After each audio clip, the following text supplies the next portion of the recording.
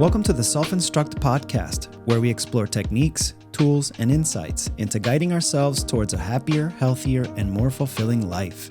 We are your hosts, Iggy Sweeney and Aaron Cropper. From exploring spirituality, finding life's deeper meaning, managing stress and anxiety, battling depression, overcoming addiction, and more, join us as we share practical advice, inspiring stories, and expert guidance to self-instruct ourselves in every facet of our lives. Ready to find our path to balance? Let's dive in. Aw, damn. Let's go. Let's dive in. What's up, dude? What's up, Iggy? I'm good, man. I'm good. We are here finally. Yeah, man. We're making it happen. Making it happen. Our very first podcast episode. Yes, sir. First time coming. I know. Definitely a long time coming. First thing I just want to say is I want to thank everyone who has decided to listen and watch our podcast. It'll be streaming all over the place, I'm sure. There'll be video as well as audio, obviously, which is pretty cool. That means we're going to have a YouTube channel, right? YouTube channel, man. We're going to be YouTube famous. Spotify, all that stuff. How exciting. Yeah, man. Aaron and I have been putting this idea together for some time now. And we just want to give a little brief description of the premise of our show and why we decided to put this together. And then we're just going to kind of go into interviewing each other a little bit and giving you all some background as to who we are if you don't know us. And if you already know us, then it'll be familiar information for you. I feel like there's a lot that people don't know. I'll even learn about you. You know exactly. What I mean? Yeah. I mean, definitely. And we even though we've been friends for a long time, like you said, I'm sure there's plenty about each other that we don't know yet that we'll explore through this podcast and this episode. But anyway, I want to go in a little bit into like the premise of our show and what it means to us and give you all a little bit of a description. Yeah, let's talk about how we came up with the idea, I guess. How did we come up with the idea, Aaron? Well, I guess we started meeting for coffee and the serendipitous Kroger Starbucks meetup. Yep, pre-training with Muay Thai with crew. That's right. We showed up in the same sweatshirt, same exact sweatshirt. I think we were wearing like the same shorts or something like that. It's so ridiculous. Yeah. So such a sign. It was such a sign. Yeah. That this was meant to be. Yeah, we met at the Starbucks one day because I wanted to ask you questions about podcast equipment. Because I had an original idea for a podcast, which we may still incorporate and do, and it's going to be a completely different project. But that original idea was to interview people while I was tattooing them.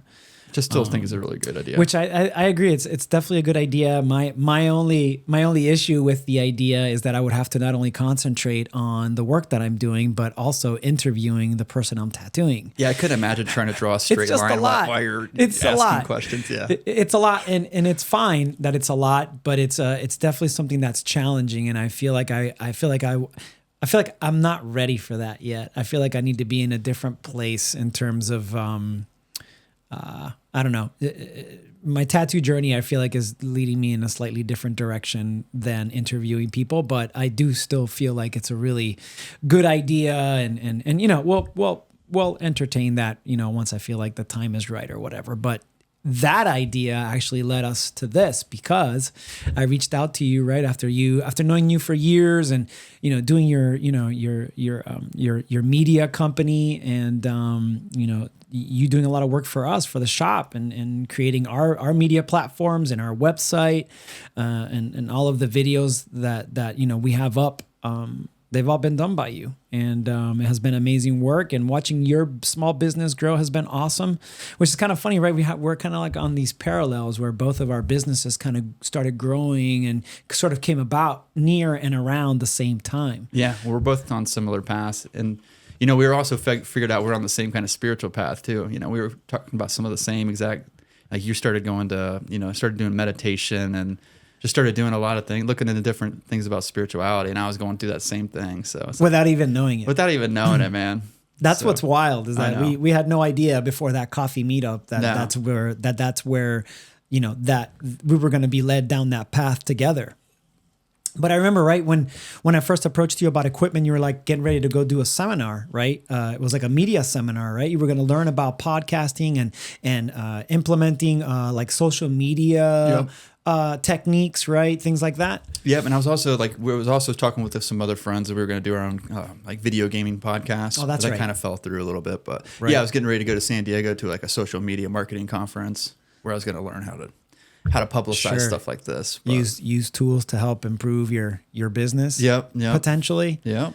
That's so wild that was the sort of like crossroads we met at, right? You were searching for something, right? Looking to shift and change your perspective on not just life, but your business as well. And so was I. I was looking for something to sort of guide me in a different direction. And then boom, that's what led us to here. Cause I remember we stayed in contact after that coffee meetup, right? And we would just, shoot the shit, for lack of a better term, and text everyone now, every once in a while, and just kind of touch base as to where we were with this whole situation. But I don't remember exactly. Maybe you can refresh my memory. How is it that we ended up landing on this? I think I remember texting you. I was like, "Hey man, why don't we do a That's podcast exactly how together?" it was, yeah. Because I was like, "Hey man, I'm learning all kinds of stuff about how to do a podcast because I'm about to do my own." Right. And then because we'd already met like 2 or 3 times, That's and we right. started going really deep conversations about spirituality Right, and right. all the stuff that we were going through at the time. Right. And then I think I was out on a real estate shoot, and you were like, "Why don't we just do a podcast?" I'm Yeah, like, totally. wow, why did I think of that? Because That's I've been right. wanting to do stuff like this myself, Totally. more of like the video style, maybe not like just podcast, but Sure. like make videos talking about, because I watch so much YouTube about different topics, Right. near-death experiences, Right. all kinds of spirituality related stuff. So it's cool to be able to do it our own, Totally. Yeah. Totally. I feel like, and I know that you will agree with this, and this resonates with you a lot, but coming to this like sort of, more of a spiritual awakening / new consciousness, really does wake you up to, just seeing the world around you, in a different light. You perceive things much differently, which, I find, reaching a deeper connection with those things, you have to do it internally. It's not something that's external, right? It's internal.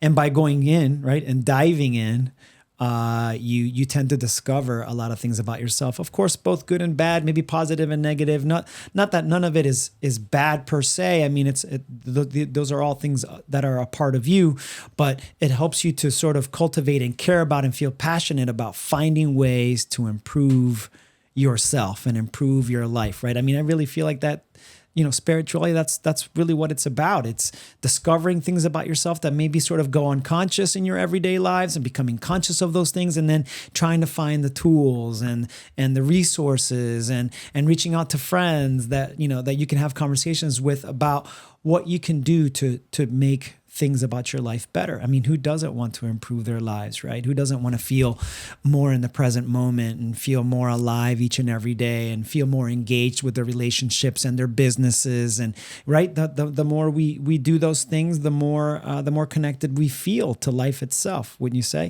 I agree, man. And I feel like people are hungry for this kind of knowledge, Not to say that we have all the knowledge, of course. I guess the whole point of this podcast is we're going to bring people on that could teach us stuff. Exactly. Help and self-instruct us. Exactly. But yeah, so I mean, we're both on this journey of self-improvement. Right.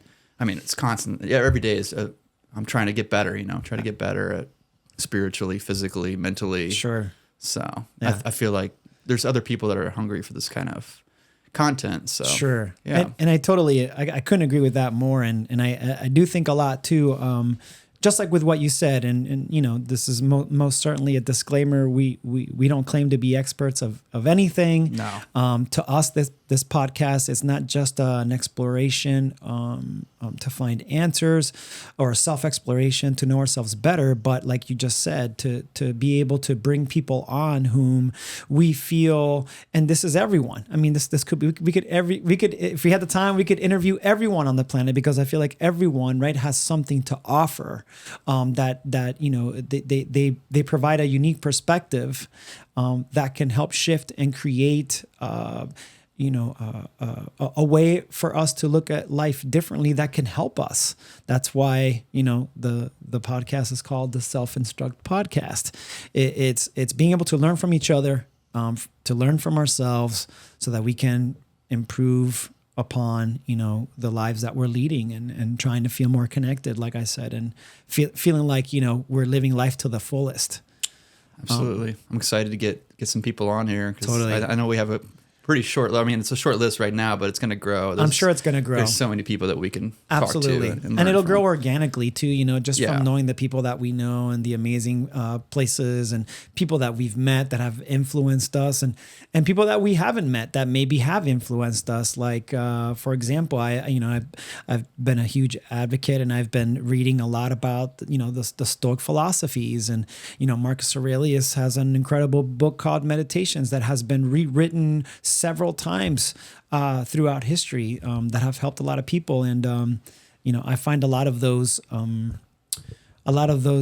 ideologies, Stoic ideologies and philosophies, I feel like I've implemented a lot of those things in my life and they have helped me change for the better. So it's not just about people that are alive, obviously, that we know that, of course, we want to get on that show, but we're going to incorporate also influences in our lives from people, places, or things that those people aren't necessarily here. And I feel like that's also a big part of what the show will be about, right? Yep. So we're going to have a segment every episode. It's going to be a famous quote, and then we're going to break it down. It's going to be called The Breakdown. The Breakdown segment. Yeah. Yeah, I'm really excited about that. I think it'll be a really cool way to not just have people engage in some thought-provoking premises or philosophies, but it'll also give our audience, whether it's our close friends or people that are listening from other parts of the country or elsewhere, where they can sort of chime in and share with us what they think.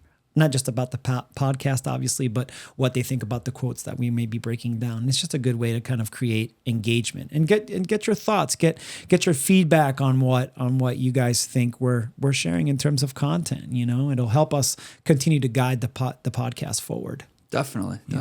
So that's the basic overview of the podcast, how it came about. You want to go into kind of some of our backgrounds, or sure, sounds good. You go first. All right. Granted, I definitely have a long history, but I'll just kind of break it down in terms of, my start and how I ended up in Columbus and why I'm, what I'm doing now. But I came to the States when I was 9 years old. My brother and my mom and I came to the U.S. We did kind of learn the language a little bit in Puerto Rico, but obviously my first language was Spanish.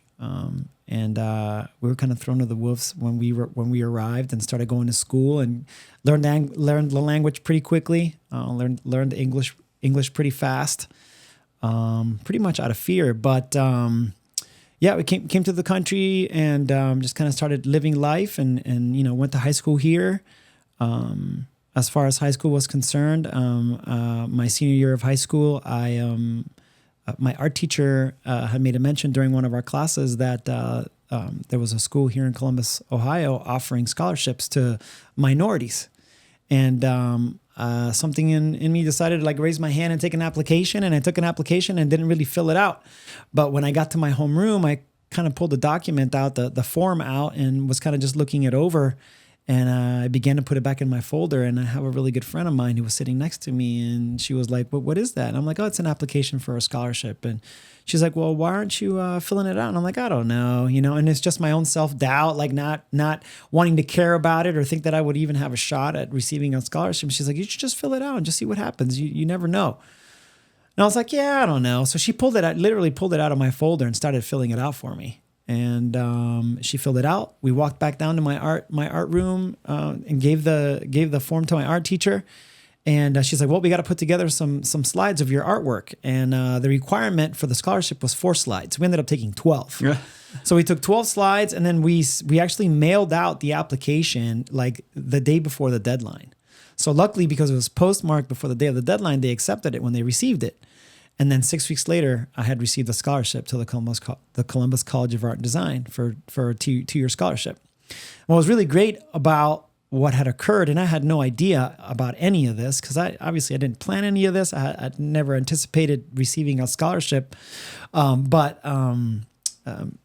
it turned out to be the largest art scholarship that the school had received in God knows how long. I don't remember how many years and years, but it turned out to be like a really big deal that I had received a $12,000 scholarship for a 2-year, for 2 years to come to Columbus. So it was really a big deal. So once I received the acceptance letter and the scholarship offer, I showed it to my mom, and my mom was like, well, it's time to start planning. And I'm like, planning for what? She's like, you're going to school. And I'm like, no, I'm not. I'm like, I'm not leaving all that I've known, I'm not leaving Miami. And she's like, you're leaving. She's like, you're going to go make something of yourself someplace else, not here, not in Miami. You need to go elsewhere and, cultivate some education and get out of your comfort zone and go see if you can make something of yourself, and if it wouldn't have been for my mother, none of this would have even happened. Coming here wouldn't have never happened. So, obviously it was due to her. God bless her soul. Her guidance and her push and her motivation to like get me out of Miami was obviously one of the best things that's ever happened to me. So I received a scholarship to CCAD, came to Columbus, Ohio. Huge culture shock. I can only imagine, yeah. Dude, huge culture shock. Back in those days, this is the early 90s, but back in those days, if you lived in Miami where I lived, it was pretty much just only Hispanics. It was people from the Caribbean, from Cuba and Puerto Rico and Dominican Republic, and then people from South America, but it was mostly Cubans. Right. Not as much tourism back then. I mean, what year was this? We're talking like when in the late 80s, early 90s. Okay. It was just a really huge sort of Cuban population. Oh, gotcha. Just because the Cubans had settled in South Florida. Due to them fleeing the country after Fidel Castro took over, and that's how my mother ended up, coming to the States. Gotcha. Was because Fidel Castro took over, the communist regime took over, and my mom, my aunt, and my grandmother ended up fleeing the country because they didn't want to live under communist rule. Unfortunately, they ended up leaving my grandfather. My grandfather didn't want to leave the country, so he ended up staying, but they left. My mother had a scholarship to Omaha, Nebraska, and that's how she went to school for 1 year, and that was kind of her escape. And then once her first year was up in Omaha, she met my grandmother and my aunt in Puerto Rico. They settled there. They lived there. My mother and my father met there, had my brother and I, and then that's how we ended up coming to the States. Prior to us leaving Puerto Rico, my brother and I lived there till we were young kids. I was 9 years old before I left Puerto Rico. My father, unfortunately, ended up passing away. And my mother decided that she was going to take a transfer through the company she was working for at the time, and that moved us to South Florida. That's how we ended up in Miami. That's how I ended up going to high school. But yeah, like I said, during that time, it was a lot of Cubans, which was great. But did you go? So how long did you live in Puerto Rico for? So I lived in Puerto Rico till I was 9 years old. 9 years old, okay. Till I was 9, okay. And then moved to the States, and then I lived in Miami from when I was 9 till I believe it was 19. I was 19 years old when I ended up leaving. So like elementary, middle, and then high school. Elementary, middle, and high school. Yep, that was it. It was the last year of elementary school, then middle school and high school. What's interesting though is when I first got to Miami, and I was first in school, we were the minority. Latinos were the minority. But by the time I graduated from high school, we were 97% of our school. Wow. So it went from mostly Caucasian and a very percentage of Black to it was like 2 or 3%, or 1% Caucasian, and then the rest was just Black and Hispanic. So it's just interesting the shift in obviously in culture and race and ethnicity rather. Once I from elementary school to high school. So anyway, like I said, I ended up getting a scholarship to CCAD, came to Columbus. Like I said, huge culture shock. I mean, it was like night and day. It was such a different, it was just such a different culture. I mean, it's just that's really it. It's not just the ethnicity or race. It was just culture. Culture was so different. The food's different here. The food is different. But I mean, it was cowtown. It was cornfields. I mean, I remember going to CCAD and not being able to travel back home just because I didn't have the money. So I was pretty much stuck here during like the holiday season, and downtown was a ghost town. It's nothing like how it is now. can Where only like imagine. Columbus is live now, right? I mean, Columbus is a huge, all-inclusive, multi-racial, multicultural city now. But when I first got here in the early '90s, it was not like that. It was much more a cow town than it is now. I can only imagine. I moved here in 2001, and even since then, it's 23 years. It's changed a lot. So Huge, right? I can Big imagine change. add another 10 years onto that. Exactly. Yeah. Yeah. It was definitely far different than I ever, expected it to be, I guess. But it was tough. It was definitely tough. The culture shock and the difference in culture and just kind of trying to make my way here. But I was very fortunate. Like I said, my mom really, she put a lot of effort into not just me coming or getting me to come to Columbus, but she spent a lot of time on the phone with the financial aid office at CCAD, and she literally made friends through the phone with the officers there. So much so that when I landed here, they had one of their aides pick me up at the airport, which was unheard of. I mean, it was a tiny school at the time. It's much bigger now, but it was a tiny, tiny school. And I remember an aide was waiting for me at the airport with a sign saying, looking for me, Ignacio Sweeney. And I just remember coming up and like, that's me. And they're like, yeah, I'm here to take you to CCAD. I'm like, really? I was like, I thought I was going to have to like take a taxi or walk or something. So anyway, it was just really awesome how much effort and energy my mom had put into, trying to implement the plan so that when I arrived, I would be as comfortable as I could be. When I showed up, the aide took me straight into the financial aid office, and their head officer was like, "We love your mom. We wish more parents were as involved as your mom has been with their students, with their out of state students, just with the process of them acclimating into coming into a new school." And we just love her, and we just commend her for all her hard work. So because of that, because of all the work that my mom had done and the connections she made, they actually had a job waiting for me at the financial aid office. So I worked as an office aide and whatever, filed paperwork, took out the trash, kept the place clean. It was, a low level job, but still, like, they offered me a job that they didn't have to do that. That's great. So, all because my mom, the effort she had placed into, trying to get me to be as comfortable as I could, coming into a new state and being so far away from home. So, shout out to moms, man. She really helped me to get here. But obviously that led me to, going to CCAD, going to school, and being in Columbus and getting acclimated artistically here. That's essentially what led me into tattooing. I got involved into tattooing my third year of college. One of my best friends and confidants and mentors of my life here in Columbus, his name is Lars Johansson. Shout out to you, Lars. He's the guy. He's kind of like, he was the first shop owner, first artist to ever open up a tattoo studio on Ohio State campus. It was the very first one on campus.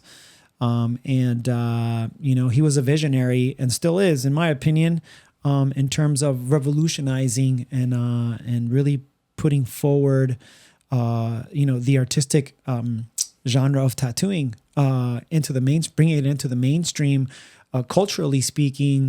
Back in the 90s, when tattoo shops were still like in the outer fringes of society.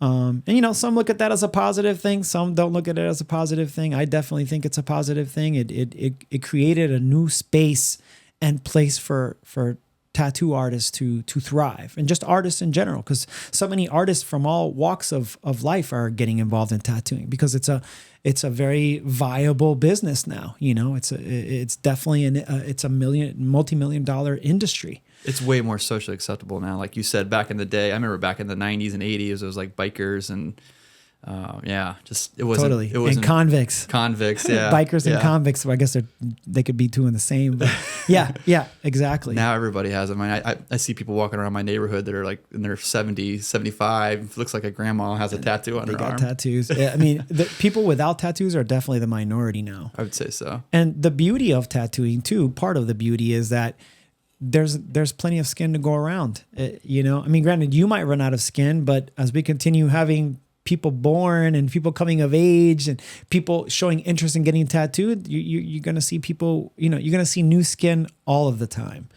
So it's just a really interesting thing, like the timing of how that occurred, especially here in Columbus, and then how now Columbus has become a tattoo mecca of the Midwest. This is definitely one of the places where people look to from surrounding states and all over the country, to be honest, where they seek out like really talented artists. So many good artists in this town. Oh my God. So you mentioned he opened up the first shop. Can you say the name of it? Or? Yeah, it was called Viking Tattoo. Yeah, it was called Viking Tattoo. I remember seeing that on. People don't know Lars Johansson. I mean, I feel like just the name alone will tell you this guy he is of Nordic descent. He is most certainly a Viking. If you just met him and looked at him, you'd be like, yep, this dude's a Viking. And, it was amazing. He was an incredible mentor and an incredible businessman. And he taught me so much in terms of not just business, but he taught me so much in terms of art and trying to be innovative and creative. And I take a lot of pride in carrying his legacy into my line of work and my shop. I believe Ion Tattoo is part of his legacy. It carries on his name, even though it may not be called Viking. It carries his name, and we do a lot of Celtic work at our shop. And every time I see a Celtic not request, or a Celtic based request, I take pride in doing those projects because of my own personal lineage. Even though I don't have a drop of Viking blood in me, I still consider myself to be part Viking because of my lineage and because of him. But anyway, met him in school, met him at CCAD. He opened up the very first tattoo shop on Ohio State campus, and that's how I ended up landing my apprenticeship. Went through an apprenticeship with him, and I tattooed with him and for him for the better part of almost 10 years. And then from there, I kind of jumped around, through to other tattoo shops. Nothing ever lasted quite as long, but I do have some other notable tattoo shops that I should give a shout out to, where I spent a great deal of time and learned a lot. I worked for Carmelo Abuelita, he is a shop owner of Body Stain Tattoo on the northeast corner of Cleveland and Morse Road. Amazing guy, amazing dude, super awesome, very personable guy, takes such great care of his clients and runs a really, really well-oiled machine for a business. And that's why he has found so much success for like the better part of like 35 years. That guy's been tattooing for forever. And he's just a great dude. And I learned a lot working for him and with him. So I worked for him for 5.5 years. And then my next longest stint was working at Memento with Gary Aldrich, who's the owner there. And that shop's been open for quite a number of years. And I was there with them for almost 7 years before I decided to open up my own shop. And I learned a lot at Memento as well, and worked with a lot of great guys there too. But then after leaving Memento, I worked a very, very short stint. It was maybe 10 to 11 months over at Enzo Tattoo, who's owned by Kevin Stress and Kurt Everett. Shout out to those guys. Amazing dudes. Amazing. Great dudes. Yeah, great dudes. Great Muay Thai practitioners and fighters. And it was awesome. Even though it was a very short stint working with those guys, it was awesome to work with them. And but that really prompted me to open up my own studio. And I haven't looked back since. It was probably one of the best, if not the best decision I've ever made, not just business-wise, but artistically. And the reason why I say that is because I have found myself not just creating a lot of freedom, but really creating my own sort of subculture of tattooing, meaning I've built this business not just from the ground up, but by bringing in specific people. And I've really sort of sought them out, as opposed to like just taking people on that come in and inquire about apprenticeships. I've been very diligent about being mindful about whom I chose to bring on. Because, once you invest in people and you invest in them as a business partner / fellow artist, a lot of things have to come into play. It's just like having an intimate relationship with your significant other, right? There's these elements that must that must play a role and must fit. It doesn't have to fit perfectly, but there needs to be a good fit, right? So I've spent the better part of the past 5 years, which, by the way, big shout out to Ion Tattoo. Tomorrow is our 5-year anniversary. 5 years. 5 years. Time's flying. I know. So I'm super excited about that, obviously, and I finally have like the team that I've sort of dreamed of, and they are the Ion Tattoo dream team.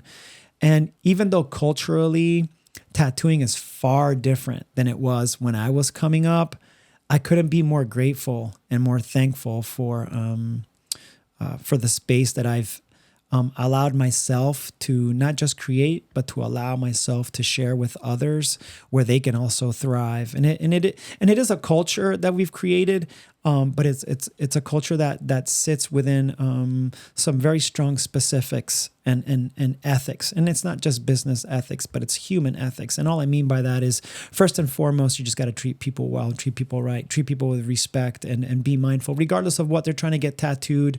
Or who they might be as a person. We're not here to judge them. We're here to provide a service for them.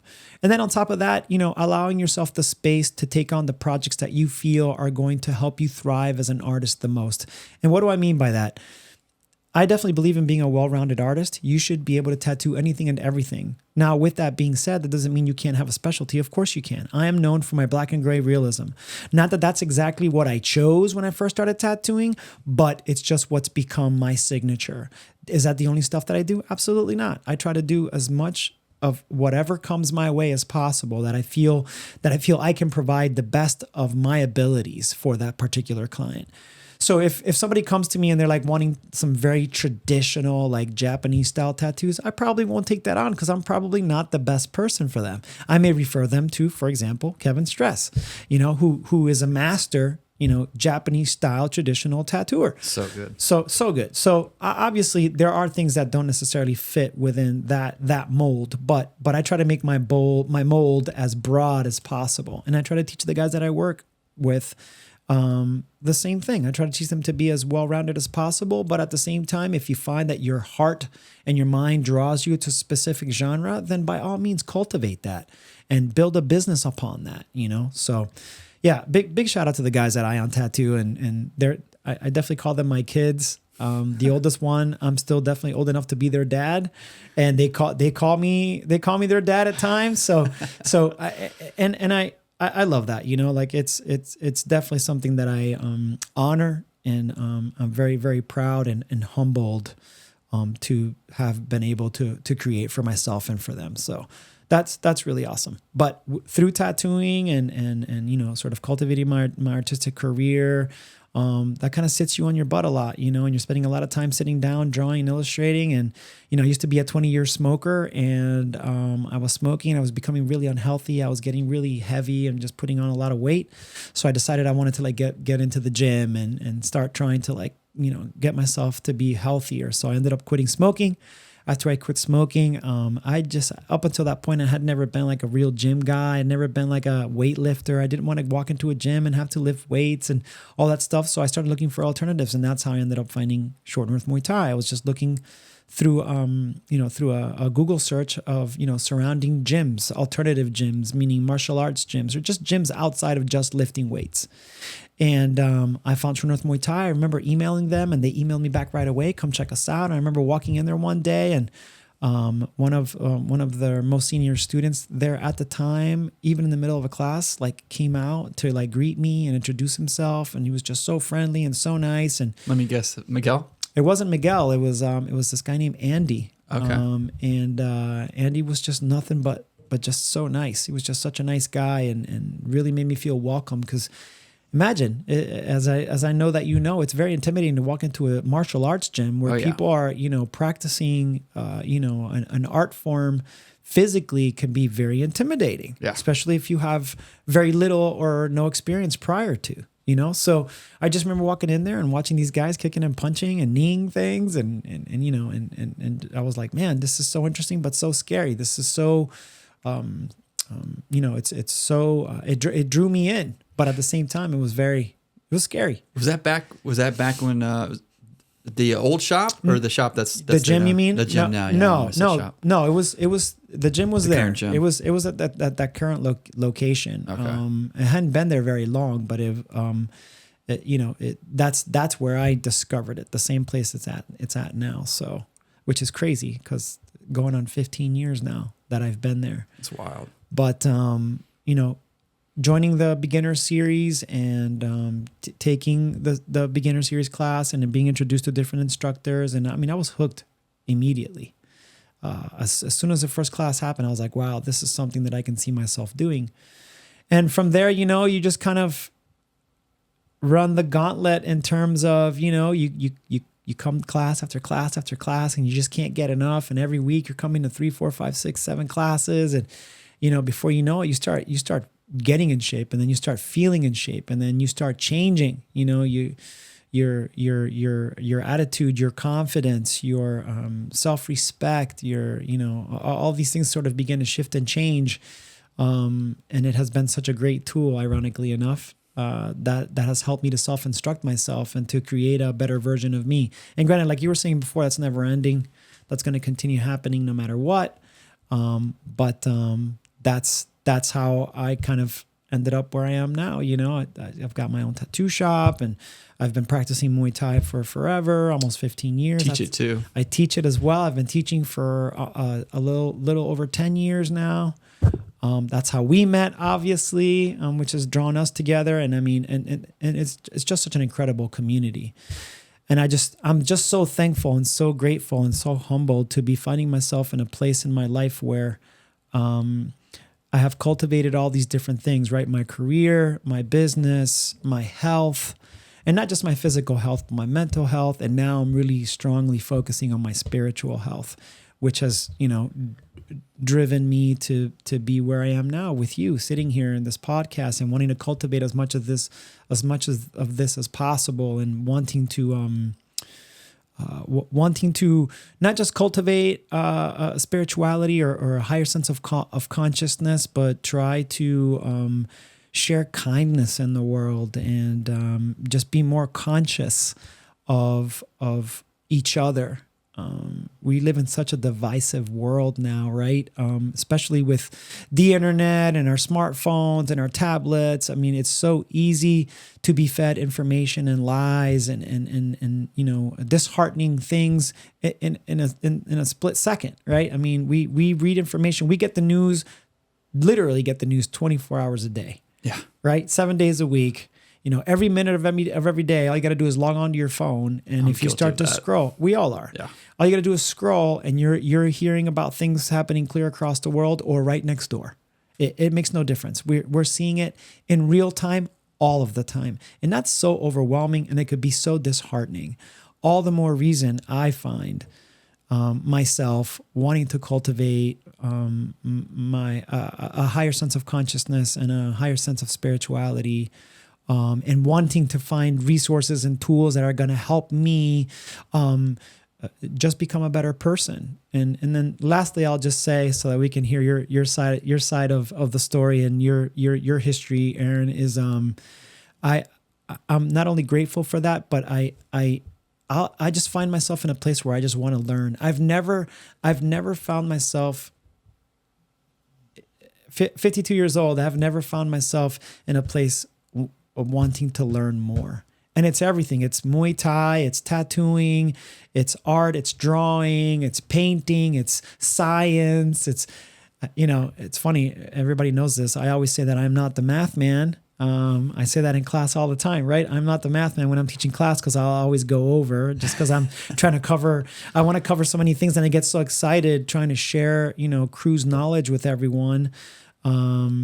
But I even find math interesting now. It's just amazing. Like, once you allow yourself to be open to the wonders and the amazement of life that surrounds us, how much your life can really change, and how much, not how much better you can become, but you can become better than you were yesterday. And then hopefully today you'll become better than yesterday, and then tomorrow you'll become better than you are today. And I really feel like that's part of the meaning of life. It is. You're here to learn, and it is constantly learn. And that's it. There's so much to That's the experience journey. and- yeah, Isn't that the journey? I believe so. One Sorry to of- cut you off. No, it's fine. No. One of the coolest quotes I've heard lately is that everybody's always looking for the meaning of life, right? Especially if you're curious, you're looking for the meaning of life. I mean, plenty of us are on autopilot and maybe aren't paying attention. But that's just because they haven't chosen to be awake yet. But I think, the meaning of life is what we give it. So one quote that I'd heard is, what is the meaning of existence? It's just to merely exist. You're just here existing. We get the chance. We have the choice to give our life meaning. We also have the choice to give our life no meaning. That's totally up to us. And I feel like that's the definition or the point of free will, right? We get to choose if we want to give our life meaning and substance. Now, I will say, and I know this from experience living my own life, there's been times in my life where I feel like I've suffered or have been unhappy or disappointed or just sad and not known it. And I truly believe now that it's because I felt like maybe at that time I didn't have a purpose or I didn't have my life didn't have meaning. I didn't have a sense of direction. I could definitely relate. Yeah. Yeah. So I feel like now that I have this, like, hopefully it's a knock on wood, an undying hunger to want to learn and to know more and to find meaning in life and to give life definition, give it meaning. I feel like I can harness more happiness and joy and satisfaction and fulfillment that way. I mean, I just feel like it only makes sense, Absolutely. Well, what about you, Aaron? Tell us how you came to be here where you are now. So yeah, I'm one of four kids, the third of four kids. Was born into a military family. Both my mom and my dad were serving in the Navy, and they were serving in Newport, Rhode Island. And my mom was an outland officer at the time. My dad was enlisted. She actually asked my dad out on a date. Nice. Which is kind of, it's not really how it should go, an officer to ask a enlisted person out, but right. They dated. I think they went on like 4 dates and were engaged. So it was like super quick. Nice. Mom, sorry if True you didn't want me love. to tell you you didn't want me to tell that story, but I did. So yeah. Sorry, Mom. Sorry, Mom. Love you, Mom. But anyway, so yeah, I was in a military family. So naturally we moved around a ton. Yeah. I was born North Carolina, and by the time I was in high school, we moved 5 different times. Lived in 4 different states. Wow, that's a lot. Yeah, it was a lot. So constantly having to be thrown into different friend situations, make new friends, and Yeah. It really changing schools. Yeah. So I mean, it was hard, but it made me tough, Sure. But constantly having to be the new kid, it was That's hard. not traumatizing, but Still hard it's though. hard. It's hard. Yeah. But It's like you have to establish yourself every time. Every time you're Absolutely. in a new school, surrounded by new people. yeah, and then as soon as you make good friends, it's like, oh, Yep, we're gotta getting go. stationed somewhere else. Time to move. But no, my childhood was really good. It was a really normal childhood. Nothing really traumatic happened. Nothing. Both my mom and my dad were super supportive and still are super supportive. And so I did 2 years of college in Wilmington, Ohio, and then transferred to go to Ohio State here in Columbus. That's how I got to Columbus. But What year was that? 2001, I moved to Columbus like 3 days before 9/11. So that was Oh, kind of wow. traumatizing. Yeah, for sure. Moving from a small town of Wilmington to a Yeah. big city, and then all of a sudden our entire country's under attack. And Yeah, that's wild. yeah, it was a little freaky, but backing up just a little bit, kind of like you, my mom was the same way. She filled out my application to go to college. Like I didn't know what I wanted to do. I was a punk rock skateboard kid that just, I don't know. I just wanted to be just skateboard and Sure. and just fuck off, I guess. But Fly by the seat of your pants. fly by the seat of my pants, But it really was not mature, coming out of college or coming out of high school. So she really took the initiative and kicked me in the butt and like, what do you want to do with your life? I don't know what I want to do with my life. I'm Right. 18 years old. So, she signed me up for college. I did 2 years of community college, and then finally picked what I wanted to do. I wanted to major in geographic information systems, which is what my older brother still does. So that's how I came to Columbus to go to Ohio State, and finished my degree here. Immediately was lucky. I found an internship doing GIS at Nationwide, so I got a job right away, right out of college. I got a really, really good job at. That's awesome. It was good. It was like it was doing what I went to school for, but at the same time, I quickly learned that I did not want to be part of corporate America. I did not want to sit in a cubicle and,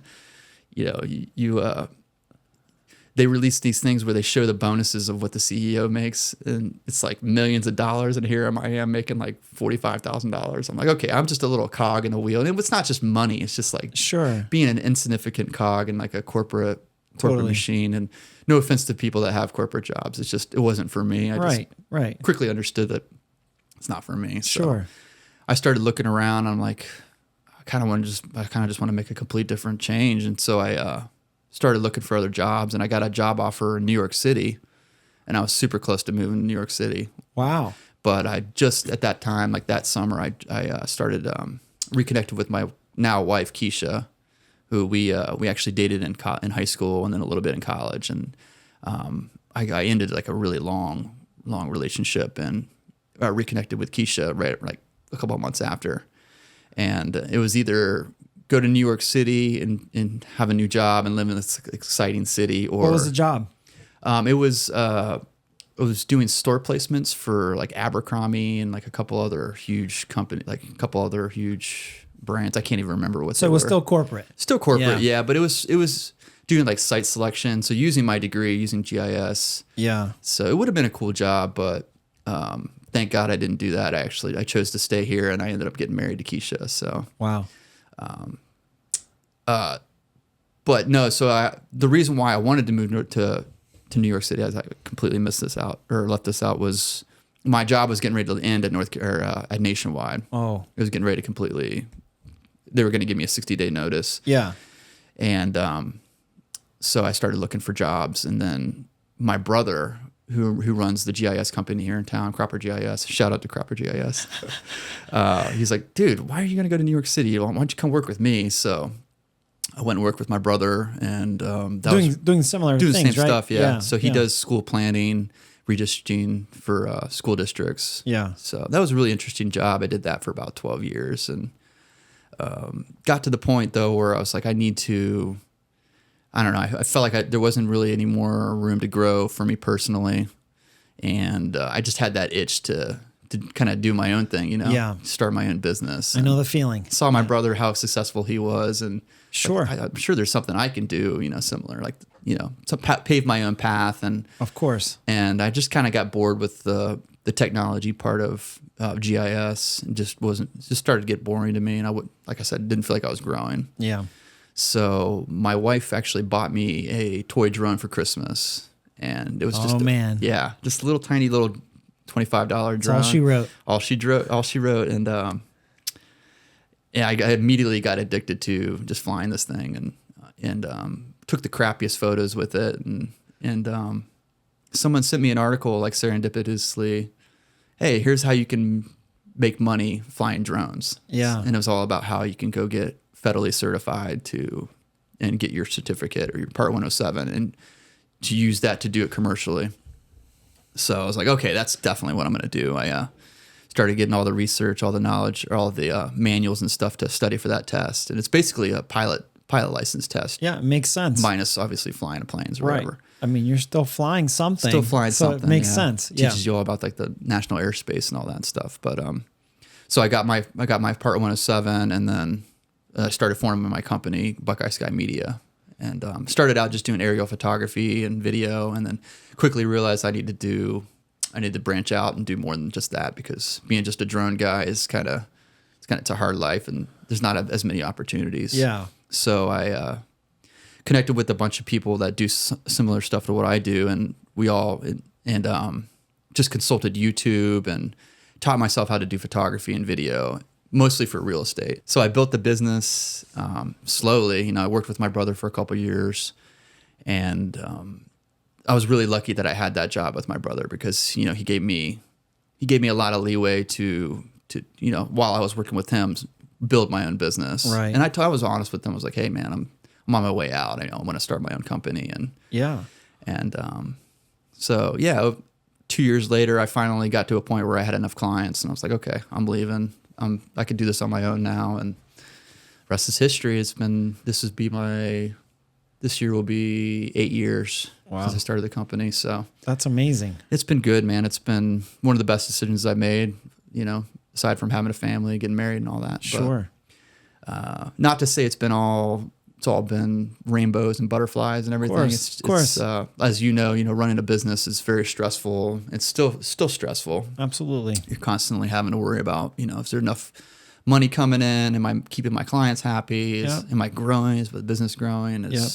So it's like self-imposed stress, right? It is, yeah. Mm-hmm. And the grass is always greener, It's like, of course, you can have a 9-to-5 job and be completely miserable, but you got that steady paycheck coming in. Of course, and you might have insurance. You have insurance, healthcare. Yep, and you know where that money's coming every 2 weeks or a week or whatever. Yep. But as a business owner, you really got to hustle, You do, and you can work as much or as little as you want, and determine how big your paycheck is. For sure. So, anyway, long story short, it definitely, it definitely. It wore on me there for a little bit. I started drinking a lot more.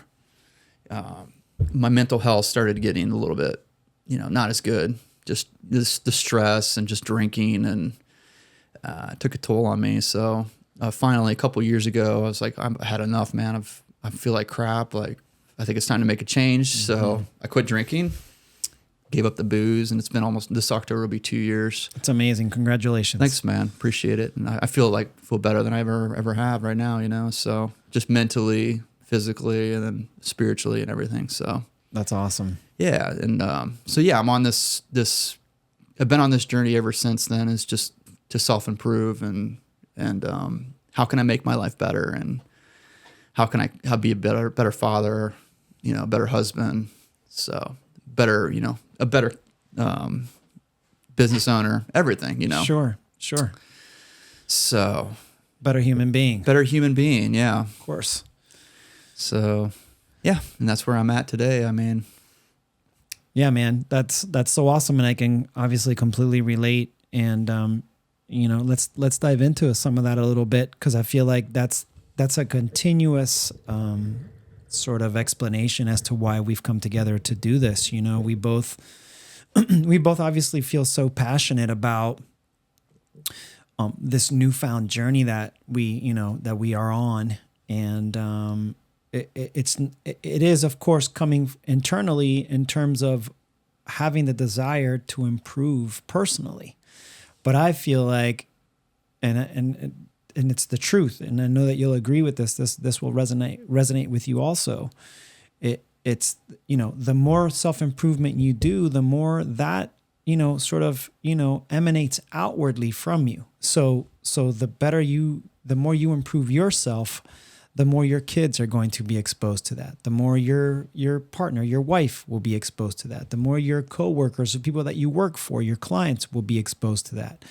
And the more we spend time focusing on ourselves, the more often we will bring our best foot forward. And the better representation of ourselves we'll have to the world, which in turn, reflects back to us. Everything is vibration and frequency and energy, right? I mean, everything is that. And the more positive energy and the more positive frequency we put out there, the more we vibrate positively, the more that's going to come back to us. And we spread that love. I've seen it myself, and not just like my experiences with my clients and my coworkers, but one of the biggest changes I've seen is in my relationship with my son. Now, granted, you have younger kids, so I know that the dynamics, right, are different, right? How old is Rose? How old are they? She just turned 7, and Samuel's 11. Samuel's 11. Yeah. So they're still young kids, and your relationship with them is going to be a very specific way. And I understand it, because I remember when Mikey was 7 and 11, but he's almost 21 now. And now that he's left the house and, he's kind of trying to make his own way, I truly believe that the reason why he finds himself where he is today has something to do, obviously, with his upbringing and how I've chosen to raise him.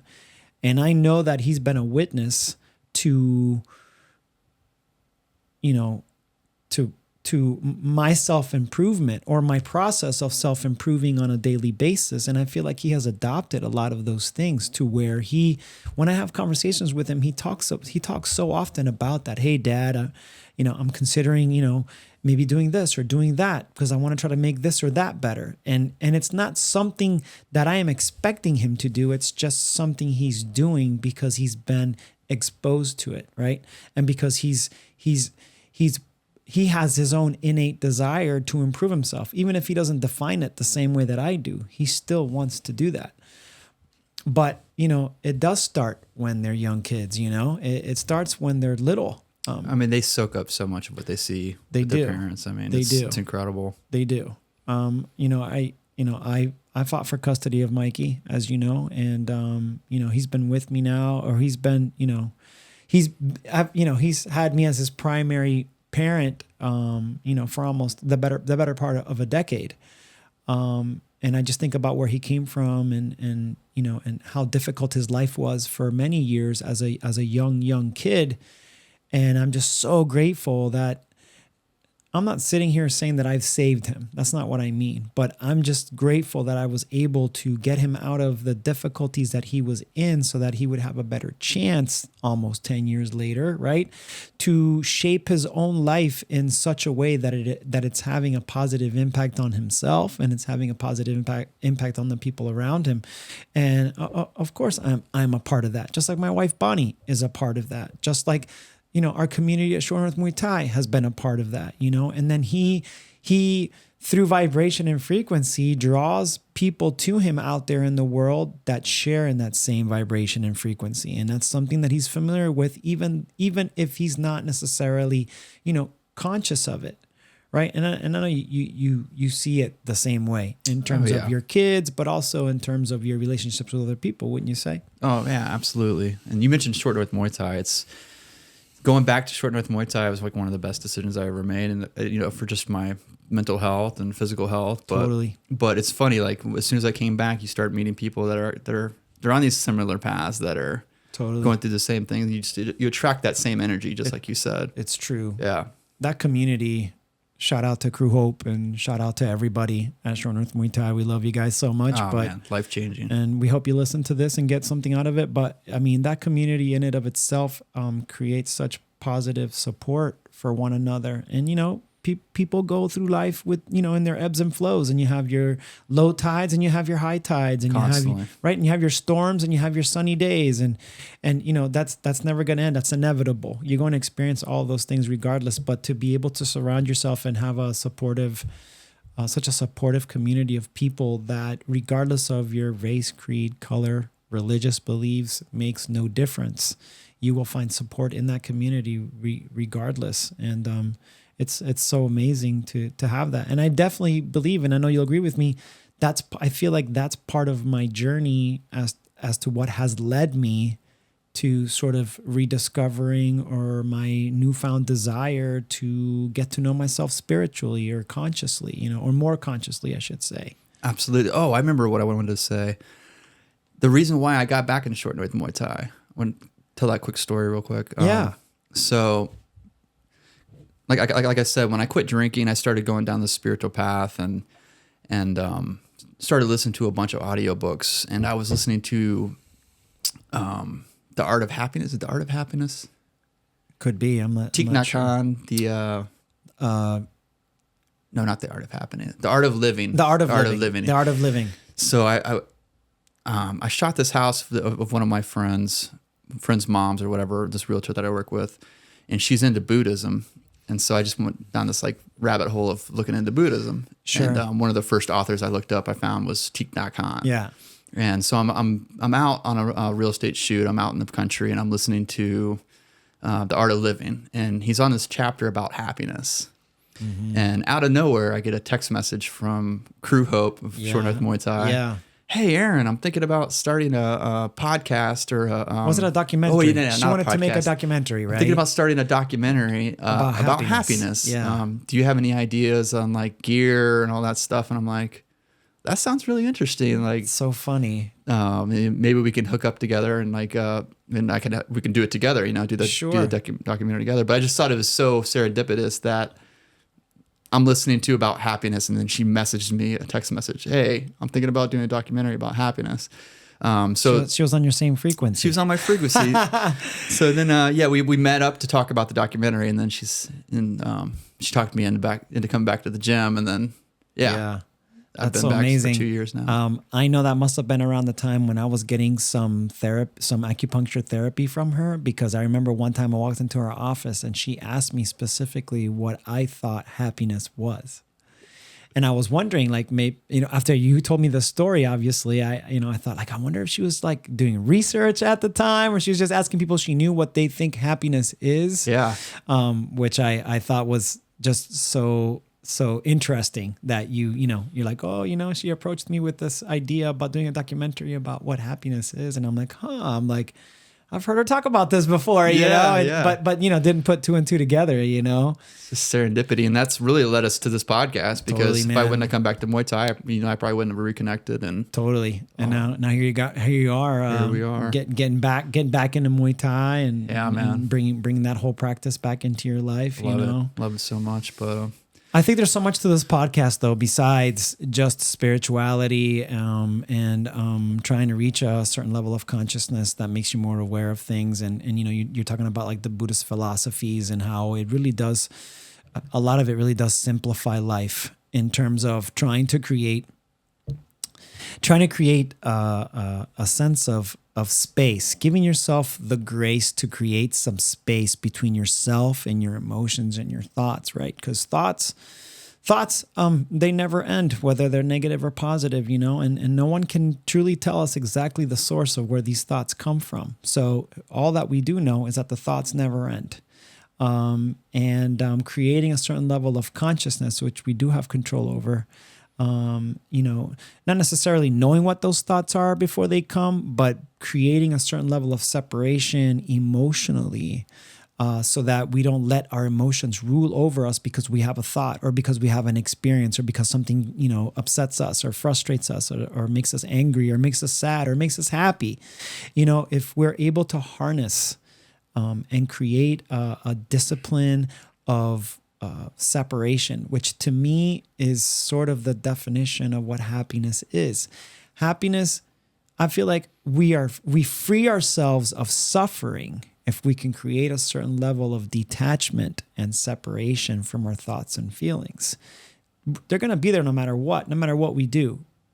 And acknowledging them is important, but trying to find the discipline to not let those thoughts and emotions affect us instantaneously. In other words, finding a way to respond to our thoughts, feelings, emotions, circumstances, situations, as opposed to reacting, right? Reacting is something we do right away. As soon as something happens, so you get cut off in traffic, you just, and it's understandable. You're in a flight or fight mode. You're in a survival mode. When someone cuts you off, you're afraid for your life. So it's understandable to have an instinctive initial response like that, reaction. But and this has happened to me many times since I've started studying Stoicism and the Buddhist way of thinking, and all of those ideologies and theories and philosophies. I can't tell you how many times like I've been cut off or someone comes flying by me and gets right in front of me as traffic is slowing down and nothing happens. Sure, initially I feel that feeling of like, oh, but I'll almost always, right after that sensation, that feeling, that emotion, I say to myself, it's okay, Iggy. Nobody got hurt. It doesn't matter if that person is in front of you or not. You're healthy, you're safe, they're healthy, they're safe. You don't know what's going on in their life. Not that that excuses them cutting somebody off, but you don't know what's going on in their life. Who knows? Maybe they're rushing to a pregnant wife who's about to give birth. Maybe someone just got hurt in their family. You don't know. So allow yourself some space.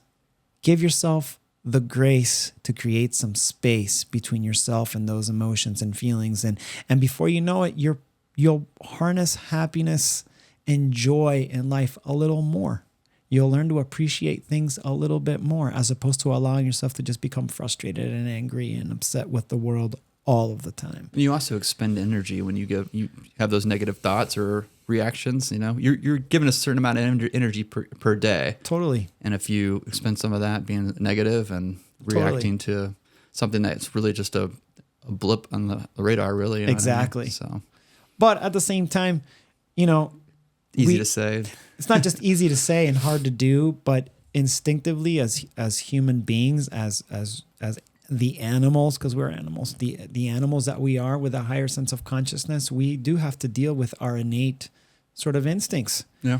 And what separates us from other primates and what separates us from other genomes and other beings, other forms of life on this planet is that we know that we know. We are aware that we're aware. We know that we're conscious. And, that allows us the ability to be able to work on creating a certain sense of separation, which allows us to diminish or minimize, like how you were saying, giving out so much of that energy every single day. And that's just such an important tool to self-instruct ourselves and to help us, improve our lives, So that's definitely one tool I definitely try to use and try to stay conscious of, throughout every day. Because I've always been one to get angry so quickly if something doesn't go my way. I'm such a perfectionist and I'm such a control freak that if something doesn't go my way, I'm like, oh, I just want to just blow up, And, Same. And it's just such a waste of, like you're saying, it's just such a waste of energy because you can't change it. If you're washing a car, I always use this analogy because I just think it makes so much sense. If you're at the kitchen sink and you're washing a glass, and the glass is smooth because it's made out of glass, and you're using water, which is slippery, and you're using soap, which is even more slippery, and you're trying to wash this dish and you end up dropping it and breaking it, why would you get mad? The odds are against you. You should be grateful that you're not dropping glasses every day. That you're cognitive enough and skilled enough to be able to hold the dish and wash it clearly without dropping it. You do that more often than you do when you drop them. But the likelihood, think about it. The likelihood that you're going to drop it, the odds are against you. You're dealing with a slippery material and you're using other slippery materials to wash this slippery material with. And on top of that, you're washing it in a basin that's made of metal that even, ups the likelihood that something might break or shatter when it hits it. Right. So it's just funny how I think it's funny, not funny. I find it interesting and fascinating that it's so easy for us to forget that we're conscious. And it's so easy for us to forget to live in the present moment. Right.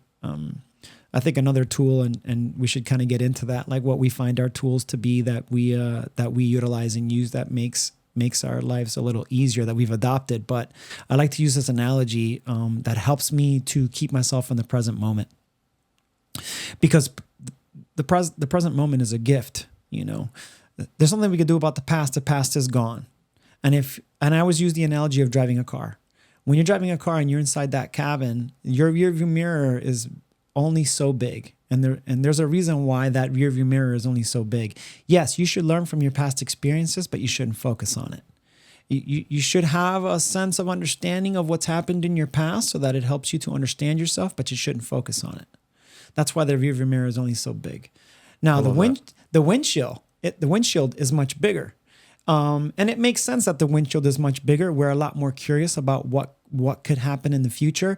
But even with that being said, you can only see so far ahead of you.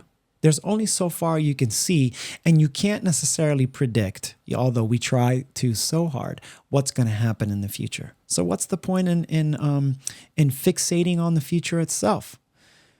We only have the present moment, and the present moment is represented by the cab in which we drive. We have our hands on the driver's wheel. We get to control the temperature and the sound, and we also get to control who gets to ride with us and who needs to be dropped off. So the present moment is really all that counts. It's as if the past and the present really don't, the past and the future really don't exist. The only thing that exists is a series of present moments.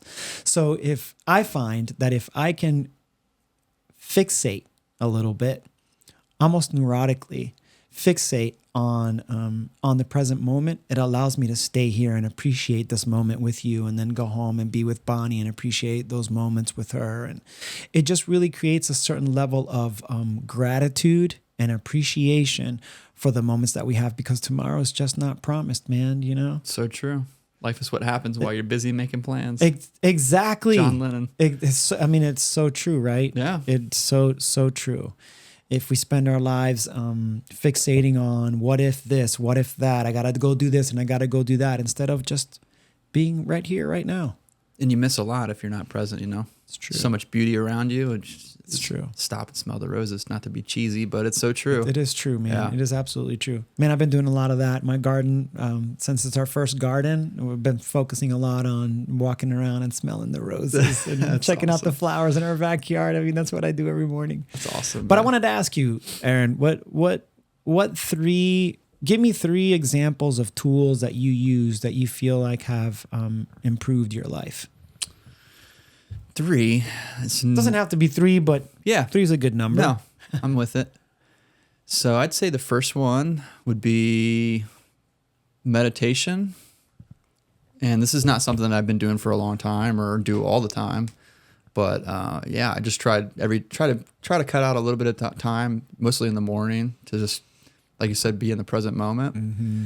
And the way I've been doing is I go outside and I'll sit in the sunshine, and sometimes I'll listen to like a guided meditation, or I'll listen to guided affirmations, and just try to center myself, and it really puts me in a good mood, and just focuses on the present moment. And especially the gratitude affirmations, it's so easy to wake up, and like I'm guilty of waking up and I'll look at my phone, and the first thing I'll do is I'll turn on the news, and all these negative headlines, and they're just constantly thrown in your face. Yeah. So it's so easy to absorb that negative tension, and just and then you carry it with you all day. yeah. And then you're thinking about all these, thinking about the future. Oh, what happens if this happens? And then, yeah, you carry it with you every day. It's just like, or all day. It's just, anyway. So I feel like just sitting in the sunshine, and then listening to gratitude affirmations, and just focusing on all the good things that are happening in my life. And really, I mean, I could be in the worst mood and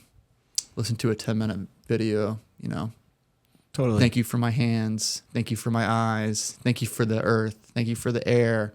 Just things like that. Thank you for my family. Totally. And it just puts you in a good mood. And, It changes your perspective. Yeah. Totally. So that would be probably my first thing that I've done recently that's really had a good impact on my just mental health and just overall well-being.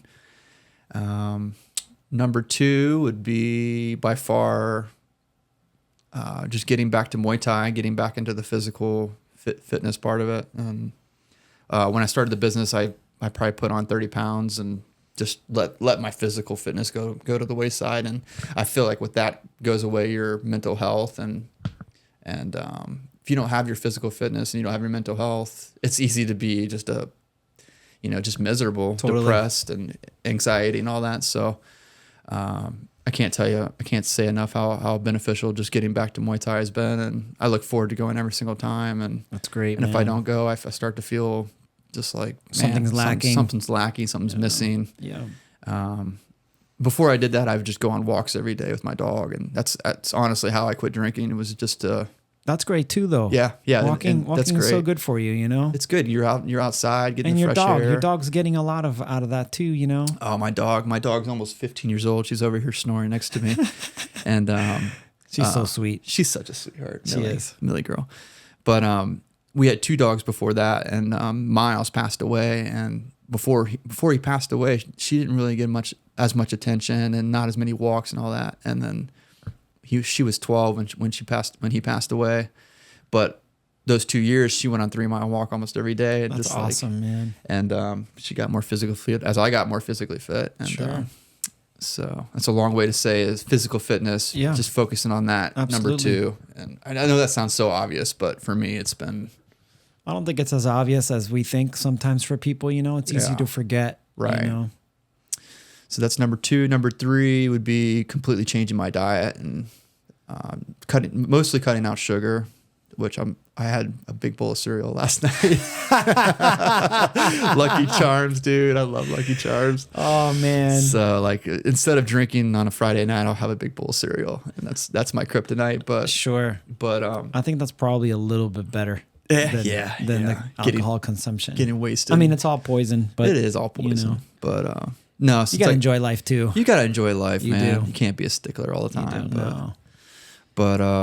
But I will say, like when I'm eating healthy, I'm eating clean, mostly keto, and just cutting out the carbs and the sugar. Like again, it translates to my mental health and physical health. Right. And, I feel like when I eat sugar, it actually makes when I'm coming off it, I feel like depressed. There's some times when I'm like, man, I'm just in a terrible mood. Like sure. And if you look into the research, it really does. Like the glucose spikes have a really bad impact on your physical, mental health. I mean, it makes sense. Yeah. Yeah. It's like when you eat like a big sugary something, you feel so tired after. I mean, it's all your blood sugar is going haywire. Sure. I mean, those chemical crashes can't be good for the body. Right. So that would be number 3, just focusing on my what I eat, trying to keep that under control. That's great. Yeah. This three combined, I really feel like have helped me a lot. Totally. I'm going to add one more. It's just looking into spirituality stuff too. Totally. So yeah, just focusing on what's the meaning of life. Like there's more to life than just earning a paycheck and all that. I really feel like we're spiritual beings occupying a physical body. That's right. And we're meant to be here to learn lessons and I just really feel like more of a connection to the spiritual world, and I don't fear death anymore. Like not that I want to die, but I feel like we carry on, like our consciousness carries on. Absolutely. And I just think of listening to stories about near-death experiences, and even like just listening to psychics. Like I know that sounds woo-woo, but bring on the woo-woo. Bring on the woo-woo. But I really believe there's a spiritual realm, and absolutely. Yeah. So I just feel like knowing that there's more to life than just our consciousness carries on, and that there's an afterlife and all that is really, really grounded me. And I'm constantly wanting to read more about spirituality and learn spirituality. And totally. Yeah, that's where I'm at. I'm with you, dude. I am all over all of those, and I'll start where you ended, and I completely and wholeheartedly agree that spirituality is not spirituality in and of itself, but our desire and our inquisitiveness to want to get to know ourselves spiritually. That in and of itself is so therapeutic. I mean, to know thyself, right? That's such a famous quote. I mean,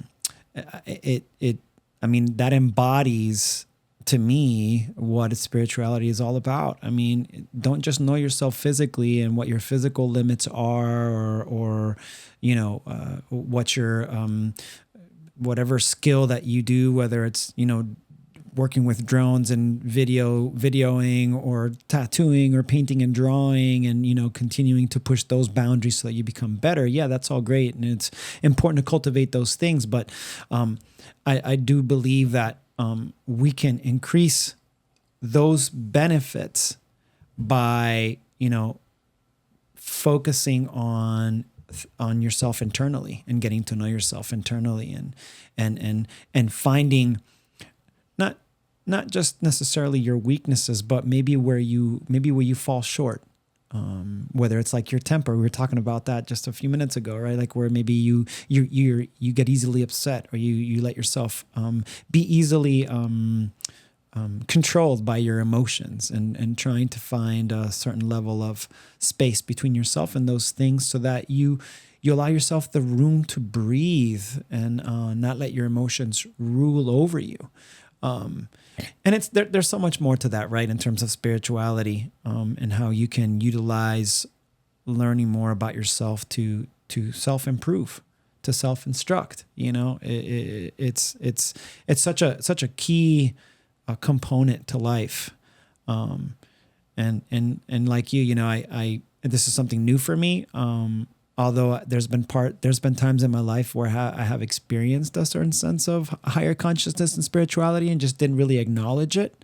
I find that now that I'm finally awake, and I know you'll agree, I can't go back to sleep. Nope. And I can act like I'm back to sleep, but in the back of my mind, it won't let me. I'm like, yeah, you might be acting like you're blind to what's happening inside of you, but you're not. You know what's going on in here. And it's something that I just feel so compelled to cultivate. So it's definitely an incredible tool to use, meaning learning about yourself and connecting to your inner self, and trying to cultivate a relationship with yourself. It's almost as if, and people are going to think I'm crazy when I say this, but it's almost as if there's more of one of you in there.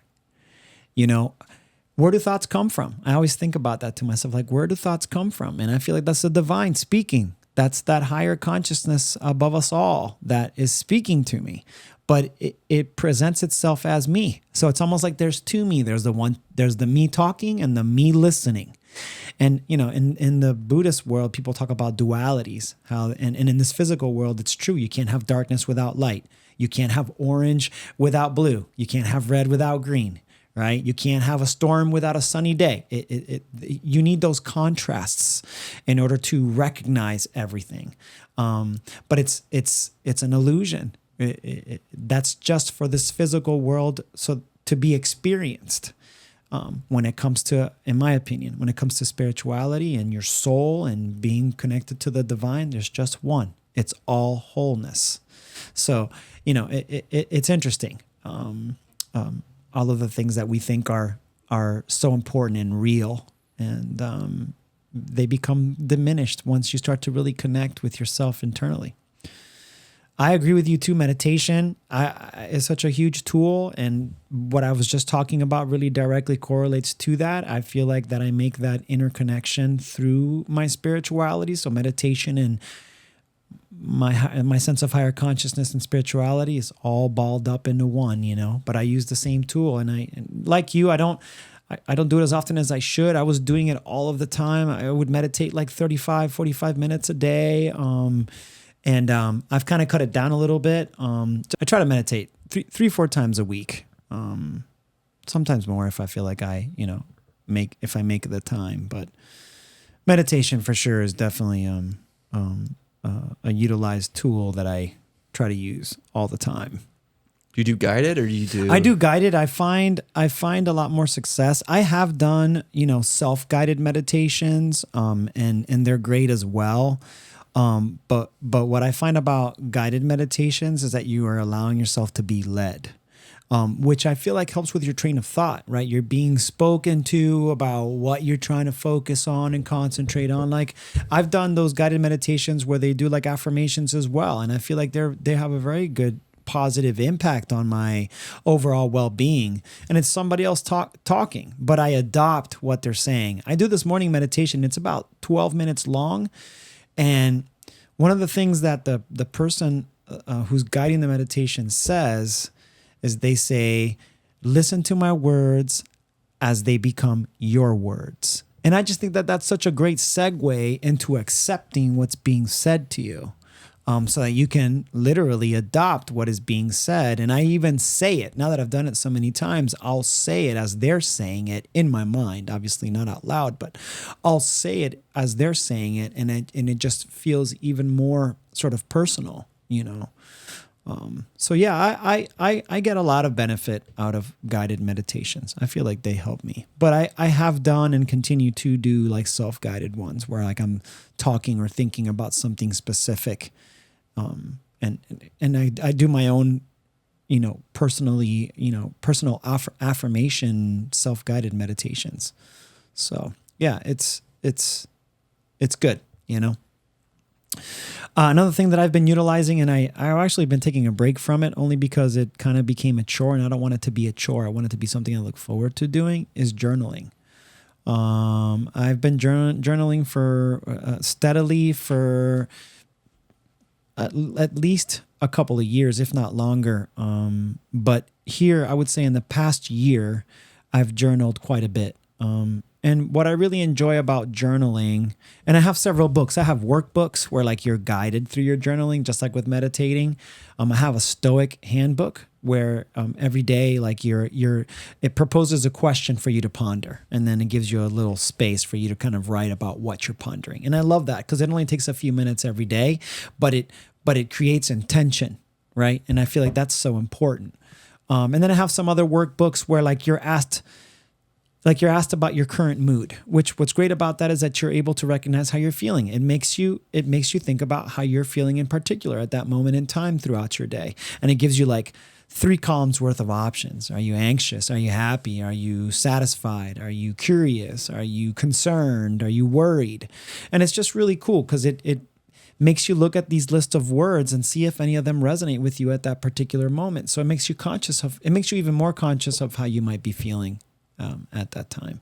And then it has other like little segments after you kind of check in with yourself as to how you're feeling, and then it'll ask you like certain questions, and it gives you space to sort of, phrase out, how you might be feeling about that particular subject matter that they ask you about.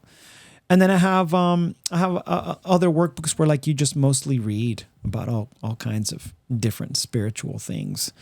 And then I have like a freestyle, just like a regular journal, every so often I'll pull that out and I'll just write whatever I'm thinking about. What I get the most out of with that is creating a certain level of separation. It gives me concrete evidence of how I'm feeling, because what I'm writing down is what I am feeling at the moment. So I write down what I'm feeling, and then I go back and I read it. And it allows me to create a certain sense of space between myself and my thoughts. And then what's great about that too is that it allows me to sort of rationally analyze how I might be feeling. And then it usually prompts me to come up with, well, what am I going to do about that? Like, what am I going to do about feeling this way? Because I have a choice. We all have a choice. We all have free will. So we have a choice. Am I going to choose to stay here and feel disappointed or upset or happy or joyful? Obviously those kinds of situations you want to sit with, but I feel like it allows me some grace to create some space between myself and my thoughts and emotions, and really just kind of think about things rationally and analytically, and it prompts me to create a game plan for that day if I'm journaling in the morning, which I usually do. So I find that tool very helpful, even though I haven't been doing it as much as I'd like lately. Let me ask you a question. Are you 100% honest in your journal, or are you afraid to kind of put things down on paper? It's funny that you say that. I've been breaking through that barrier. I've been trying to work through that barrier, and there's been some journaling that I've done relatively recently where I've been more honest with myself. And it's so funny that you mentioned that, because that's when you're truly facing yourself. When you have to sit and, you don't have to, I guess, but when you want to sit and write your feelings down, if you start to worry about what others might think if they were to read your journal, right? That's how you know whether or not you're being truthful. But there's more to it than that, and there's lots of different things that sort of come into play with that. So here's what I mean by that. Let's say if I were to die tomorrow and my son inherits these journals, what's he going to think of my trains of thought and like all of the things? And that shouldn't matter. What should matter is whether or not you're being truly honest with yourself. And if you're being truly honest with yourself, those who may end up reading your journal, like for example, Marcus Aurelius wrote the book Meditations, and it was named after his death. His book Meditations is just a series of his journals. He never intended for his journals to be read by anyone. Wow. These were just thoughts that he was writing down himself. So, his intention was never to sell it as a book, and now it's been sold, gazillion times. But it's interesting because you read a lot of what he says and what he talks about, and a lot of it is very personal. But there's obviously a lot of Stoic philosophy that's sort of interjected in what he writes. So it creates a certain theme in how the original book is written. But at the same time, you wonder, and I doubt it, just because of the nature of the way he's written his book, but you wonder if he ever worried about whether or not people were going to read these private, journals that he wrote to himself. Right. So I try to think a lot about Marcus Aurelius when I journal. I try to see if I can have the courage to be truly honest with myself. And I'd be lying if there's been times where I've been journaling and I wasn't like crying like a baby, because it prompted some type of way of feeling about a particular thing. And then it just made me really feel, how I feel in particular about that subject. So it's interesting that you brought that up, and it's funny. It's harder than you think. It is. I've tried journaling, and it's while I'm writing, I'm like, man, what if somebody finds this? And you gotta really separate yourself from your own judgment. Mm-hmm. You really do. You have to separate yourself from judging yourself if you truly want to get to know yourself and help yourself. And like I said, I've been journaling for a long time, on and off, and it's been probably the past few years that I've really done it consistently. Like, in other words, I won't let like longer than a few weeks or even a month go before I journal again, as opposed to like journaling almost every day, which is what I had been doing. Like I said, I've been taking a break because I've been doing some other things like gardening. I'm not even kidding. I've been doing so much gardening lately, but yeah, it's funny. It's so interesting. It's fascinating how you can even like try to con yourself or be deceitful with yourself. How can you lie to yourself? You know the truth is in there. It's in there, and it's speaking to you. Again, that voice, right? It's speaking to you, even though you may not hear it loudly. It's speaking to you. So it's interesting that you bring that up. And yes, it's very difficult to be honest with yourself, but I try to work on that, because it does create a perpetual, it creates a habit, right? If you can perpetually be honest with yourself, if you can perpetuate that behavior, then it'll cross over. It'll make you be a little bit more honest with other people. And I know that I've seen that translated into other situations where I've like found myself being honest with someone, but at the same time being fearful, like, oh my God, I'm being honest with this person and I hope I don't hurt their feelings, but I feel compelled to be honest with them. And like 9.5 times out of 10, it's always turned into something positive, even if I was having a difficult conversation with someone. I feel that's another thing that you learn with journaling and meditation.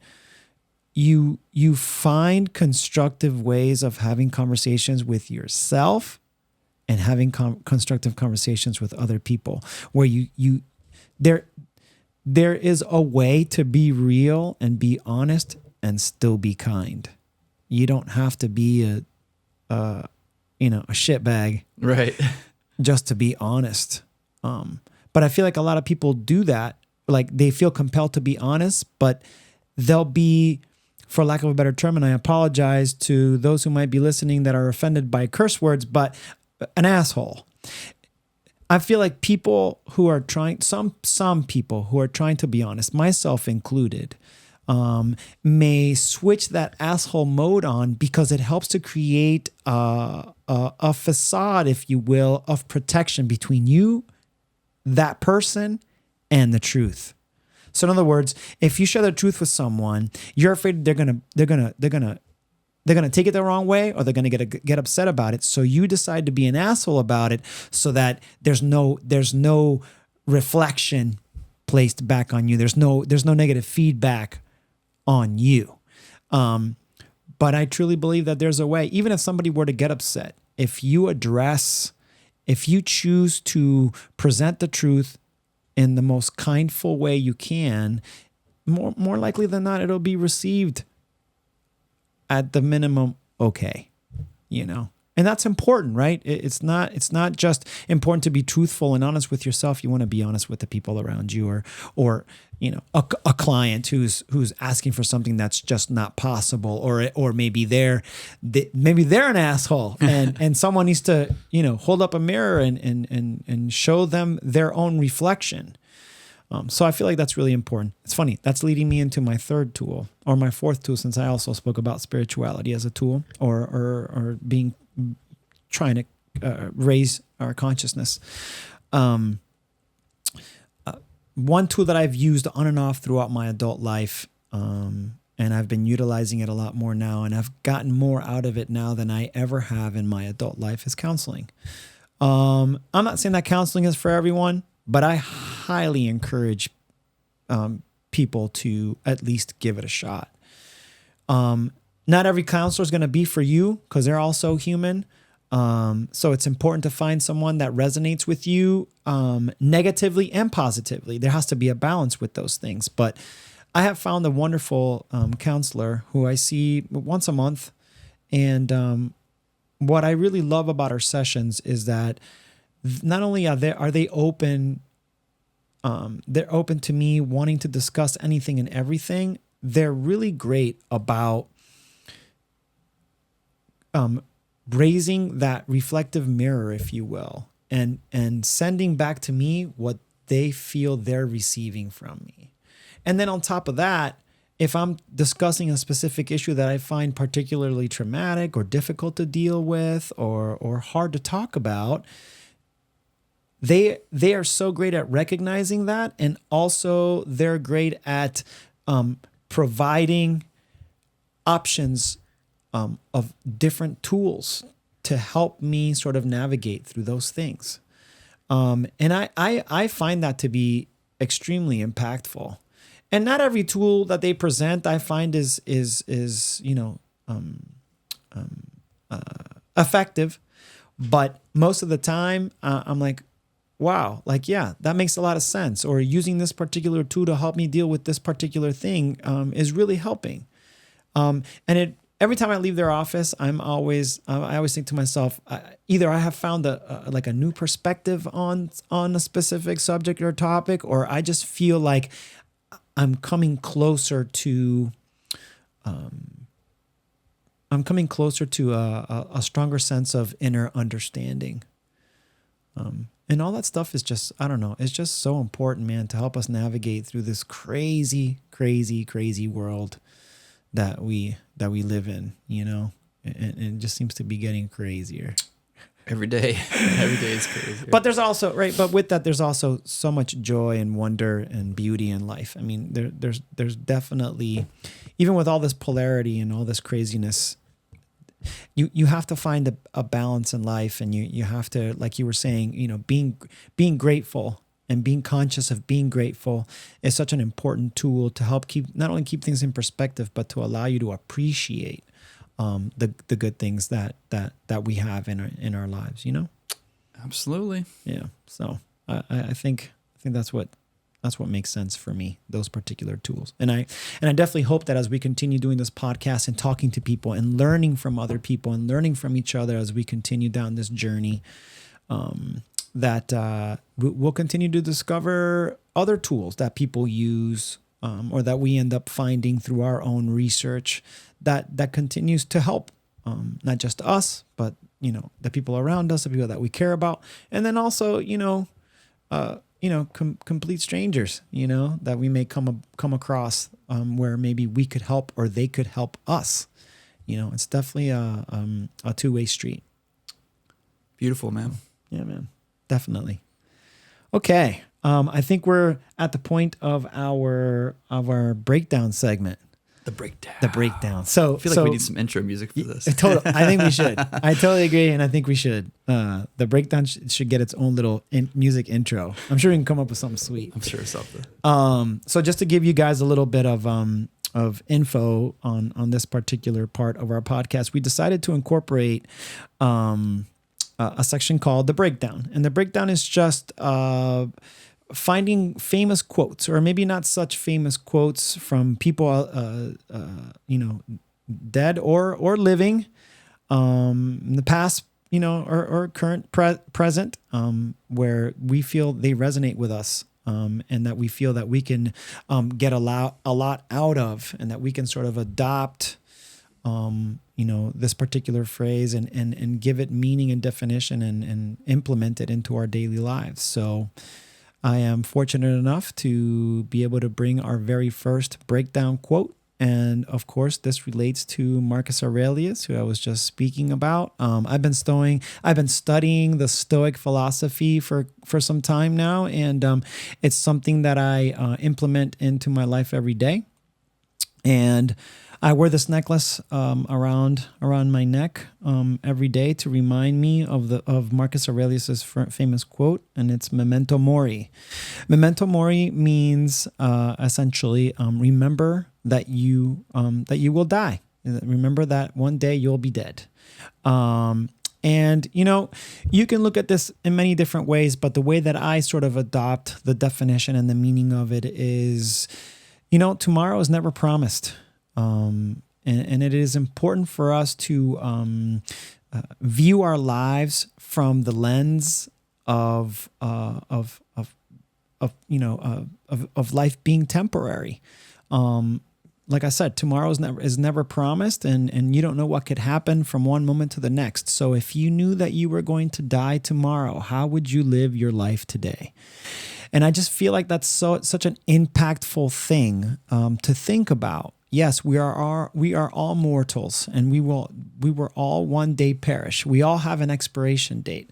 So why not live life to the fullest, however you define that, each and every day, because you know that tomorrow is never promised. So I just feel like that, that makes me think a lot about making sure that I tell people that I love them each and every day, and to make sure that I'm kind each and every day, and to make sure that whatever legacy, how minute it might be, whatever legacy I leave behind, is one of kindness and thoughtfulness and gratefulness, and gratitude. I just feel like that's really, really important. So, what do you think that phrase means to you, Aaron? Yeah, man, that's a really powerful quote, and I think about that all the time. And not to say that I live every day like it's my last, but I mean, if I go to the corner store to get gas, I'm always telling my kids I love them, my wife I love them, because you never know. It could be your last day. And totally. Yeah, just try to live life with purpose, and don't take things for granted, right. And don't sweat the small stuff. There's right. so much bullshit that goes on that it really doesn't matter at the end of the day. You know what I mean? Totally. So, yeah, it's a very powerful quote, and I think there's a meditation I think that the Buddhists do. They always they focus on death for like 5 minutes or whatever. Yeah. Or there's somebody that does like a morning. Is it Huberman or somebody does like a morning ritual? It's like one of their things is they focus on a meditation on death. Focus really? On your own mortality every morning for like 5 minutes. I mean, it makes sense. Yeah. I think another thing that's important about this particular quote that makes me think about is you don't take yourself too seriously. Right. You're just a grain of salt in an ocean filled with sand. You know. And then there's a quote that I've heard that I always correlate to Memento Mori, and is, in 100 years, no one's gonna remember you. Right. This whole generation of people will be gone. Yep. You will be forgotten. I mean, I guess unless you're written into the history books, but even that, this is going to be written into. That's right. But what's interesting about that is that it also makes me think a lot about being in the present moment, because that's the moment that counts. This moment, this second right now is what's counting. It's just so important, because, the next moment you might be gone. Yep. Or the next moment life could change dramatically. So be conscious, be aware, and be grateful of the time that you have. Be grateful for it, and thank the gods, so to speak, for it. It's important to keep that in perspective. And that does translate to joy and happiness and self-acceptance and the love for other people. It's important, you know? If it's your last day, you're not going to be an asshole to this random stranger on the street. You know what I mean? Exactly. You want to go out in the most positive attitude and Totally. yeah. Totally.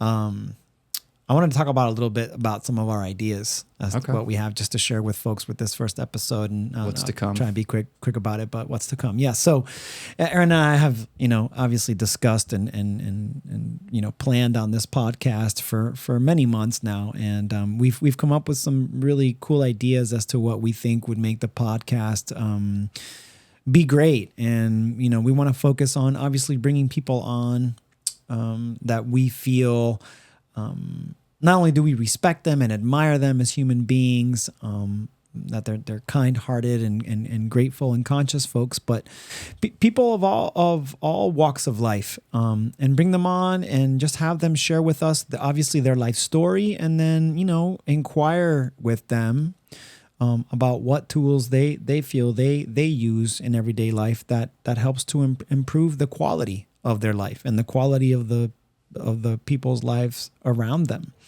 And I feel like that has a lot of value, whether it's a spiritual, whether it's business, whether it's, health and fitness. I just feel like there's a lot to be shared. And we really look forward to, and it's a little bit of a short list right now, but that short list grows every day. And we really are looking forward to having some of the most wonderful people that we know, and come on the podcast, and then we just really hope to sort of spiral out from there and be able to attain access to maybe folks that we don't know as well, or we don't know at all in our community or communities, that we can maybe get on the podcast and have them, share their insights with us as well. We also plan on trying to do some like on location podcasts, where maybe we take the podcast on the road. And just do some episodes out in nature, or do some episodes in a different city. I don't know, but there's definitely a lot of potential there with that idea as well, to be able to just kind of take the podcast on the road and just, as people on the street, like things that they do, or tools that they use that help better their lives. I think there's something to that also.